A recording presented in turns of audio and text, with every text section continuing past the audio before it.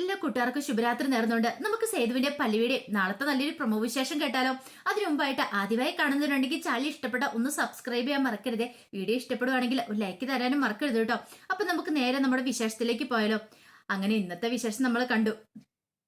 വിഷം കൊണ്ട് ആ വലിയ തെളിവൊക്കെ പല്ലവിക്ക് കൊടുക്കുന്നുണ്ട്. അങ്ങനെ ആ തെളിവ് നേരെ വക്കീലിന്റെ അടുത്തേക്ക് കൊണ്ട് ഹാജരാക്കുകയാണ്. അത് ഇന്ദ്രനെതിരുള്ള ഒരു ഒന്നൊന്നാന്തരം തെളിവ് തന്നെയായിരുന്നത്. കാരണം ഇന്ദ്രന്റെ മാനസിക വിഭ്രാന്തി ഉണ്ടെന്ന് തെളിയിക്കുന്ന ഒരു രേഖയായിരുന്നു. അത് ഡോക്ടർ കർത്തയുടെ ഒരു കുറിപ്പടയായിരുന്നു. ഇന്ദ്രൻ കഴിക്കുന്ന മരുന്നുകളെക്കുറിച്ചും കാര്യങ്ങളെക്കുറിച്ചും അതിനകത്ത് നല്ല വ്യക്തമായിട്ട് എഴുതിയിട്ടുണ്ടായിരുന്നു. അത് മാത്രം മതിയായിരുന്നു ഇന്ദ്രനെ കൊടുക്കാനായിട്ടുള്ള ഏറ്റവും വലിയ തെളിവ്. പിന്നീട് പിറ്റേ ദിവസം കോടതി കൂടുന്ന ദിവസമാണ്. പല്ലവിയും വല്ലാത്ത ടെൻഷനിലാണ്. എങ്ങനെയാവും അറിയത്തില്ല. പക്ഷെ ഇന്ദ്രൻ ഭയങ്കര സന്തോഷത്തിലായിരുന്നു. ഇന്നത്തോടുകൂടി അവളുടെ കാര്യത്തിൽ ഒരു തീരുമാനമാവും. കാരണം ഇനിയിപ്പം അവൾക്ക് രക്ഷപ്പെടാൻ പറ്റില്ല. തെളിവുകളൊക്കെ അവൾക്കെതിരെയായിട്ടാണ് വന്നിരിക്കുന്നത്. അതുകൊണ്ട് കുഴപ്പമില്ല, അവൾക്ക് ഡിവോഴ്സ് ഒന്നും കിട്ടാൻ പോകുന്നില്ല. കോടതി തനിക്കെതിരെ അനുകൂലമായിട്ടൊരു വിധി കൊണ്ടുവരും. ആ ഒരു സന്തോഷത്തിൽ ഇന്ദ്രൻ രാവിലെ പുറപ്പെടാണ്ട് തുടങ്ങുവാണ്. രാജലക്ഷ്മിയോട് പറഞ്ഞു, അമ്മ കാത്തിരുന്നു, നിലവിളക്കുമായിട്ട് കാത്തിരുന്നു, അവളെയും കൊണ്ട് ഞാനിങ്ങോട്ട് വരുമെന്നൊക്കെ പറയണം. ഇത് കേട്ടതും രാജലക്ഷ്മി പറഞ്ഞു, എടാ മോനെ, അധികം ആത്മവിശ്വാസം ഒന്നും വേണ്ടെന്ന് പറയണേ. എന്റെ അമ്മേ, ഇനി ഇപ്പൊ കോടതി പറയാൻ പോകുന്ന എന്ത് കാര്യമെന്ന് എനിക്കറിയാം. അമ്മ ധൈര്യമായിട്ട് ഇരിക്കാനൊക്കെ പറഞ്ഞിട്ടാണ് ഇന്ദ്രൻ അങ്ങോട്ട് ഇറങ്ങണേ. പക്ഷേങ്കില് അന്ന് കോടതി കൂടുന്ന സമയത്ത് വക്കീൽ ആ രേഖ ഹാജരാക്കുന്ന കോടതിയില് കർത്താ വക്കീലിന്റെ കുറിപ്പട ഇത് ഒരിക്കലും ഇന്ദ്രൻ പ്രതീക്ഷിച്ചായിരുന്നില്ല. ഇന്ദ്രന്റെ ഏറ്റവും വലിയ അടി തന്നെയായിരുന്നു കിട്ടിയിരുന്നത്. ഇന്ദ്രൻ സ്വപ്നത്തിൽ പോലും പ്രതീക്ഷിച്ചില്ല ഇങ്ങനെ ഒരു ടെസ്റ്റ് എന്ന് പറഞ്ഞാല്. അങ്ങനെ കോടതി ഹാജരാക്കി കഴിയുമ്പോൾ ജഡ്ജി ആ രേഖകളൊക്കെ നോക്കി. പിന്നീട് ജഡ്ജി ഉത്തരവിട്ടു. കാരണം ഇനിയിപ്പോ കർത്താ വക്കീലിനെ കൂടെ വിസ്തരിക്കണം. വക്കീലാണല്ലോ അത് എഴുതിയിരിക്കുന്നത്. ഒരു പക്ഷേ മെഡിക്കൽ ബോർഡ് അംഗങ്ങള് ഇന്ദ്രന് മാനസിക വിഭ്രാന്തി ഇല്ലെന്നുള്ള ഇത് കൊടുത്തിട്ടുണ്ടായിരുന്നു. അങ്ങനെയാണെങ്കിൽ ഇതെങ്ങനെ ശരിയാവും? കർത്താ വക്കീലിന്റെ ട്രീറ്റ്മെന്റ് കഴിയുന്ന ഒരു രോഗിക്ക് അപ്പം മെഡിക്കൽ ബോർഡ് കൂടി കഴിഞ്ഞപ്പം രോഗമില്ലെന്നും പറയുന്നു. രണ്ടും തമ്മിലൊരു പൊരുത്തക്കേടുണ്ട്. അപ്പൊ അതുകൊണ്ട് കർത്താ ഡോക്ടറെ വിസ്തരിക്കണമെന്നായി. അങ്ങനെ അതിന് വേണ്ടിയിട്ട് അടുത്ത ദിവസം വീണ്ടും കോടതി കൂടുന്ന സമയത്ത് കേസ് വിളിക്കാന്നൊക്കെ പറഞ്ഞ് അങ്ങനെ കോടതി പിരിയാണ്. ഇന്ദ്രന് ഇതിൽ പരം അടി കിട്ടാനില്ല. ഇന്ദ്രന് ചില സംശയങ്ങളൊക്കെ ഉണ്ടായി. അങ്ങനെയാണെങ്കിൽ ആ കുറിപ്പട കിട്ടിയത് എവിടെ നിന്നായിരിക്കും? ഒരു പക്ഷേങ്കിൽ അത് വിശ്വമാണോ എടുത്തുകൊണ്ട് കൊടുത്തതെന്നൊരു സംശയമൊക്കെ ഇന്ദ്രന്റെ മനസ്സിലേക്ക് വരിക. തന്നെ തകർക്കാൻ വേണ്ടിയിട്ട് അവൻ ശ്രമിച്ചാണോ എന്നൊരു ചിന്തയും വരുന്നുണ്ട്. അങ്ങനെ പുറത്തിറങ്ങി കഴിഞ്ഞപ്പോഴത്തേനും പല്ലവിക്ക് വല്ലാത്തൊരു ടെൻഷൻ ഉണ്ടായിരുന്നു. ഒരു പക്ഷേ കർത്തവക്കിൽ എന്താ പോയി പറയാൻ പോകുന്നറിയത്തില്ല. സേതു പറഞ്ഞു ധൈര്യമായിട്ട് ഇരിക്കാനൊക്കെ പറയുന്നുണ്ട്. അപ്പോഴേക്കും ഊർമിള എങ്ങോട്ടേക്ക് വന്നു. ഊർമിള വന്നിട്ട് പറഞ്ഞു, ഇനിയിപ്പം നമ്മൾ വിചാരിച്ചിട്ട് കാര്യമില്ല. ഇനിയിപ്പം കർത്തവക്കിൽ ഇവിടെ വരുന്ന സമയത്ത് അദ്ദേഹം പറയുന്ന പോലെ ആയിരിക്കും കാര്യങ്ങൾ. അദ്ദേഹം ഇന്ദ്രൻ ഇനിയിപ്പം മാനസിക വിഭ്രാന്തി ഉണ്ടെന്ന് പറഞ്ഞെങ്കിൽ മാത്രം നമുക്ക് രക്ഷപ്പെടാൻ പറ്റുള്ളൂ. അല്ല, അദ്ദേഹത്തിന്റെ ആ ചീട്ട് അതുകൊണ്ടൊന്നും കാര്യമില്ല. ഒരു പക്ഷേങ്കിൽ ആ സമയത്ത് അദ്ദേഹം എന്താ പറയണേന്ന് അറിയത്തില്ലോ. ഒരു ചിലപ്പോൾ ജസ്റ്റ് ഒരു നിമിഷത്തെ ഒരു ഇതുകൊണ്ട് ഇന്ദ്രന് മെഡിസിൻ എഴുതിയതാണോ, അല്ലെങ്കിൽ എന്തേലും ഒരു കാരണം പറയാലോ അദ്ദേഹത്തിന്. അതുകൊണ്ട് നമുക്കൊന്നും പറയാൻ പറ്റില്ല. അതുകൊണ്ട് ഒരു കാര്യം ചെയ്യാം, കർത്ത ഡോക്ടറെ പോയി ഡോക്ടറെ പോയി കണ്ട് കാര്യങ്ങളൊക്കെ അങ്ങനെ പറഞ്ഞ് തീരുമാനിക്കാനായിട്ട് പറയാണ്. ഈ സമയം സേതു പറഞ്ഞു, അല്ല ഡോക്ടർ നമുക്ക് അനുകൂലമായിട്ട് പറയുമെന്ന് ചോദിക്കാം. അതൊന്നും പറയാൻ പറ്റില്ല. കാരണം ഇന്ദ്രൻ കുറെ കാലമായിട്ട് അവിടെ രോഗത്തിന് ചികിത്സ തേടുന്നാണെങ്കിൽ ഒരു പക്ഷെ അവൻ പോയി കണ്ടെന്നിരിക്കും.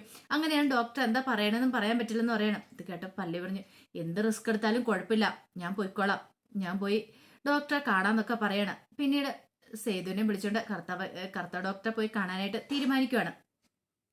ഈ സമയം പുറത്തിറങ്ങി ഇന്ദ്രൻ ആകെപ്പാടെ വല്ലാത്തൊരു ചങ്കിടി പൈപ്പേ, എന്ത് ചെയ്യണമെന്ന് അറിയത്തില്ല. ഒരു പക്ഷേങ്കിൽ അയാൾ തനിക്കെതിരെ മൊഴി കൊടുത്തിട്ടുണ്ടെങ്കിൽ അതോടുകൂടി തീർന്നു. താന് കുറെ കാലങ്ങളായിട്ട് മാനസിക ഭ്രാന്തിക്ക് മരുന്ന് കഴിച്ചുകൊണ്ടിരിക്കുകയെന്ന് അറിഞ്ഞിട്ടുണ്ടെങ്കിൽ അതോടുകൂടി പിന്നെ തനിക്ക് ഡിവോഴ്സ് കിട്ടും. അതൊരിക്കലും പാടില്ല. പല്ലവി രക്ഷപ്പെടും. അതൊക്കെ ഓർത്ത് കഴിഞ്ഞപ്പോൾ വല്ലാത്ത ടെൻഷനായി. പിന്നീട് ഇന്ദ്രൻ വീട്ടിലേക്ക് വരുവാണ്. ഇന്ദ്രൻ വീട്ടിലേക്ക് വന്നിട്ട് കാര്യങ്ങൾ പറഞ്ഞു. ഇപ്പൊ രാജേഷ് പറഞ്ഞു, ഒരു കാര്യം ചെയ്യാൻ മോനെ, നീ ഒരു കാര്യം ചെയ്യുക, അയാളെ പോയി കാണാൻ ഞാനിവിടെ വരാന്ന് പറയണം. വേണ്ടമ്മേ, ഞാൻ തന്നെ പോയി കണ്ടോളാന്ന് പറയണം. അയാളെ പോയി കണ്ട കയ്യെ കാലെ പിടിച്ചിട്ടാണെങ്കിലും കുഴപ്പമില്ല, കാര്യങ്ങളൊക്കെ ബോധ്യപ്പെടുത്താൻ ശ്രമിക്കുക എന്ന് പറയാണ്. പിന്നീട് എന്ത് ചെയ്യാണ്, ഇന്ദ്രൻ നേരെ കർത്ത ഡോക്ടറെ കാണാനായിട്ട് ചെല്ലുവാണ്. അങ്ങനെ ഡോക്ടറെ കണ്ടു കഴിഞ്ഞിട്ട് ഇന്ദ്രൻ കാര്യങ്ങളൊക്കെ അവതരിപ്പിക്കുകയാണ്. ഇതെല്ലാം കേട്ട് കഴിഞ്ഞപ്പോഴത്തേക്കും ഡോക്ടർ പറഞ്ഞു, അല്ല ഇന്ദ്ര, ഞാൻ ഒരു കാര്യം ചോദിച്ചോട്ടെ, അവരെ അവരുടെ പാട്ടിന് വിടുന്നല്ലേ നല്ലത്, വെറുതെ എന്തിനാ അവർക്ക് ഒരു കാമുകനുണ്ടെന്ന് ഇന്ദ്രൻ തന്നെ പറയണോ? അയാളോടൊപ്പം ജീവിക്കാൻ അവൻ ആഗ്രഹിക്കുന്നത്, പിന്നെ ഇന്ദ്രൻ ബലമായിട്ട് കൊണ്ടുവരേണ്ട കാര്യമുണ്ടോ എന്നൊക്കെ ചോദിക്കുകയാണ്. ഇത് കേട്ടപ്പോൾ ഇന്ദ്രൻ പറഞ്ഞു, എനിക്ക് അവളില്ലാതെ ജീവിക്കാൻ പറ്റില്ല, എനിക്ക് അവള് വേണം, എന്റെ ജീവിതത്തിൽ അവളുണ്ടെങ്കിലോ എനിക്ക് മുന്നോട്ട് ജീവിക്കാൻ പറ്റുള്ളൂ എന്നൊക്കെ വലിയൊരു കള്ളത്തരം പറയാണ്. അതേപോലെ ഇന്ദ്രന്റെ മനസ്സിലിരിപ്പൊന്നുമല്ല. ഒരു ദിവസം പല്ലവിനെ കൊണ്ടുവരണം. പല്ലവിനെ കൊണ്ടുവന്നിട്ട് തന്റെ ആഗ്രഹങ്ങളൊക്കെ നിറവേറ്റിയിട്ട് പിന്നെ അവളെ വലിച്ചെറിഞ്ഞാലും കുഴപ്പമില്ല. അവളോട് ആ പ്രതികാരം ചെയ്യണം. അത് മാത്രമാണ് ഇന്ദ്രന്റെ മനസ്സിൽ. അല്ലാതെ പല്ലവിയോടുള്ള സ്നേഹം കൊണ്ടൊന്നും അല്ല ഇന്ദ്ര ഈ പറച്ചിലൊക്കെ പറയണത് തന്നെ. കർത്താവയ്ക്കലിന് ചില സംശയങ്ങളൊക്കെ തോന്നി. പിന്നീട് പറഞ്ഞു, ചെല്ല, ഞാൻ നോക്കട്ടെ, ഞാനൊരു ഡോക്ടറല്ലേ, ഞാൻ എൻ്റെതായ നിലപാടിൽ നിന്ന് കാര്യങ്ങളൊക്കെ ചെയ്യത്തുള്ളൂ എന്ന് പറയാം. ഡോക്ടർ അങ്ങനെ പറയരുത്, ഒരാളുടെ ജീവിതത്തിന്റെ പ്രശ്നം അത് അറിയാലോ. ഒരു പക്ഷേ ഡോക്ടർ എനിക്ക് അനുകൂലമായിട്ട് അവിടെ മൊഴി കൊടുത്തില്ലെങ്കിൽ എൻ്റെ ജീവിതം തകർന്നു പോകുന്നൊക്കെ പറയണം. പിന്നീട് ഒരു വിധത്തിൽ ഇന്ദ്രനെ അണിനയിപ്പിച്ച് അങ്ങോട്ട് പറഞ്ഞു വിടുവാണ്. അതിന് ശേഷമാണ് സേതുവും പല്ലവിയും കൂടെ കറുത്ത ഡോക്ടറെ കാണാനായിട്ട് വരുന്നത്. അങ്ങനെ വന്നു കഴിഞ്ഞിട്ട് പല്ലവി സ്വയം പരിചയപ്പെടുത്തുവാണ്. പല്ലവിയാണ് ഇന്ദ്രന്റെ ഭാര്യയായിരുന്നു എന്നൊക്കെ പറഞ്ഞു കഴിയുമ്പോഴത്തേനും ഡോക്ടർ ഏകദേശം കാര്യങ്ങളൊക്കെ മനസ്സിലായി. പിന്നീട് പല്ലവി കോടതിയിലെ കേസിനെ കുറിച്ചും കാര്യങ്ങളെക്കുറിച്ചും എല്ലാം പറയാണ്. എൻ്റെ ഏറ്റവും അവസാനത്തെ പ്രതീക്ഷയാണ് ഡോക്ടർ. ഒരു പക്ഷേങ്കിൽ ഇവിടുന്നും കൂടെ എനിക്കൊരു അനുകൂലമായിട്ട് ഇത് കിട്ടിയില്ലെങ്കിൽ കോടതിയിൽ എനിക്ക് ഒരിക്കലും ഒരു നല്ല വിധി കിട്ടാൻ പോകുന്നില്ല, എനിക്ക് ഡിവോഴ്സ് കിട്ടാനും പോകുന്നില്ല, അതോടുകൂടി എൻ്റെ ജീവിതം തകർന്നു പോകുന്നു പറയാം. ഇത് കേട്ടതും കറുത്ത ഡോക്ടർ, അതിനിപ്പോൾ എനിക്ക് എന്ത് ചെയ്യാൻ പറ്റും, കാരണം അയാൾ വന്ന് പറയുന്ന എന്താണെന്ന് പറയാം, അയാൾക്ക് പല്ലവിനെ ഇപ്പോഴും ഇഷ്ടമാണെന്നാ, പല്ലവിയോടൊപ്പം ഒരു ജീവിതം അയാൾ ആഗ്രഹിക്കുന്നുണ്ട്. ഒരു പക്ഷേ പല്ലവിക്ക് അയാളെ മാറ്റിയെടുക്കാൻ സാധിച്ചാലോ എന്നൊക്കെ ഡോക്ടർ പറയുന്നുണ്ട്. ഇത് കേട്ടതും പല്ലവി പറഞ്ഞു, ഇല്ല ഡോക്ടറെ, ഒരിക്കലും അങ്ങനെ സാധിക്കില്ല. അങ്ങനെ മാറാനുള്ളൊരു സ്വഭാവമായിരുന്നെങ്കിൽ അയാൾ പണ്ടേ മാറിയാനും. പക്ഷെ ഒരിക്കലും അയാൾക്കൊരു മാറ്റം ഉണ്ടാകുന്ന എനിക്ക് തോന്നുന്നില്ല. ഇതൊക്കെ അയാളുടെ അടവാണ്. അയാൾ അതല്ല അതിലപ്പുറം ചെയ്യും. എന്നെ എത്രമാത്രം ദ്രോഹിച്ചിട്ടുണ്ടെന്നറിയാവോ എന്നൊക്കെ പറഞ്ഞുകൊണ്ട് പല്ലവി ആദ്യ രാത്രി താൻ അനുഭവിച്ച കാര്യങ്ങളും അതേക്കുറിച്ചെല്ലാം ഡോക്ടറോട് വിശദമായിട്ട് പറയാണ്.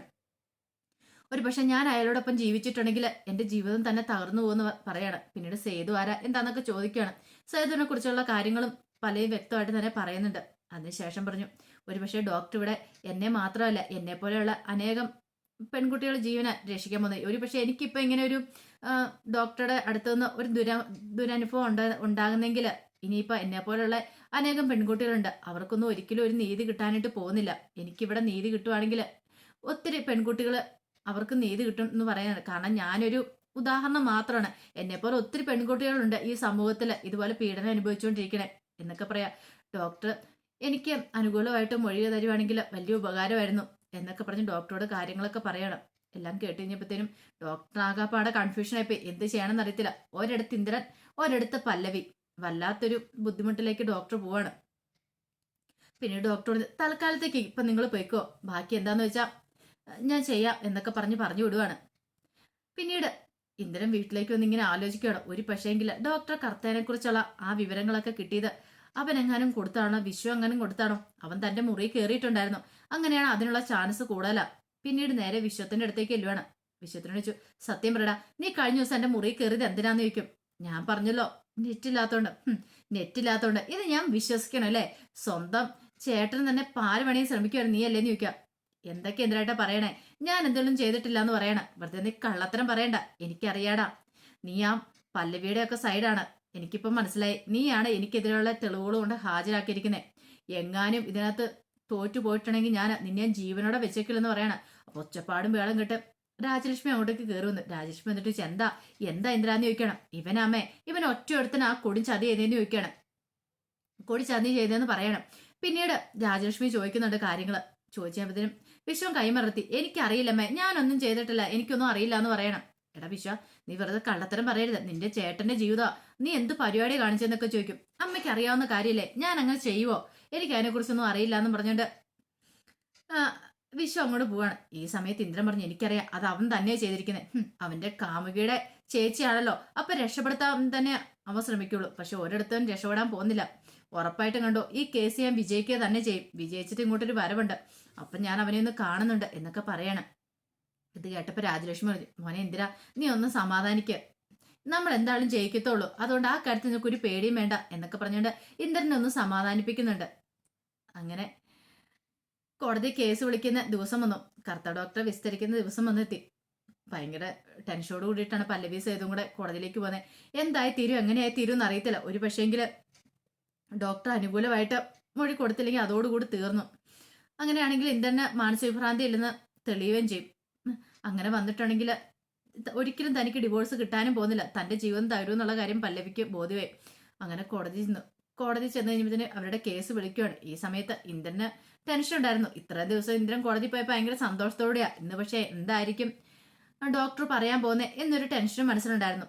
അങ്ങനെ ഡോക്ടറെ വിസ്തരിക്കാൻ വേണ്ടി വിളിക്കുകയാണ്. ഡോക്ടർ കൂട്ടി കയറിയുന്നു. ഈ സമയത്ത് എല്ലാവരുടെയും കണ്ണുകളിലെ ഡോക്ടറിലേക്കാ. ഡോക്ടറെ എന്തായിരിക്കും മൊഴി കൊടുക്കുന്നതെന്ന് അറിയാൻ വേണ്ടിയിട്ട് ഇന്ദ്രന് ഇനി മാനസിക വിഭ്രാന്തി ഉണ്ടോ അതോ ഇല്ലയോ എന്ന ആ ഒരു ഉത്തരം അതെന്താന്ന് അറിയാൻ വേണ്ടിയിട്ട് എല്ലാവരും ആകാംക്ഷപൂർവ്വം കാത്തിരിക്കുകയാണ്. അപ്പൊ അതിന്റെ വിശേഷങ്ങളൊക്കെ നാളെ കാണാൻ പോകുന്നത്. എന്തായി തീരും എങ്ങനെയായി തീരും എന്ന് അറിയത്തില്ല. ഒരുപക്ഷെ ഇനിയിപ്പം ഡോക്ടർ ഇനിയിപ്പം തെറ്റിച്ച് മൊഴി കൊടുത്താലും മൊഴി മാറ്റാൻ പറ്റാത്ത ഒരാളുണ്ട്, വിശ്വം. അവസാന കൈക്ക് അവൻ വരിക തന്നെ ചെയ്യും. പിന്നെ ഡോക്ടറെ സ്വാധീനിച്ചെന്ന് പറഞ്ഞാലും ഒരു കാരണവശാലും ഇന്ദ്രൻ രക്ഷപ്പെടാനായിട്ട് പോകുന്നില്ല. അപ്പൊ അതിന്റെ വിശേഷങ്ങളാണ് നമ്മൾ കാണാനായിട്ട് പോകുന്നത്. ആ വിശേഷങ്ങൾക്കായി നമുക്ക് എല്ലാവർക്കും കാത്തിരിക്കാട്ടോ. ഒരിക്കൽ കൂടി എല്ലാവർക്കും ശുഭരാത്രി നേർന്നുകൊണ്ട് നിർത്തുന്നു.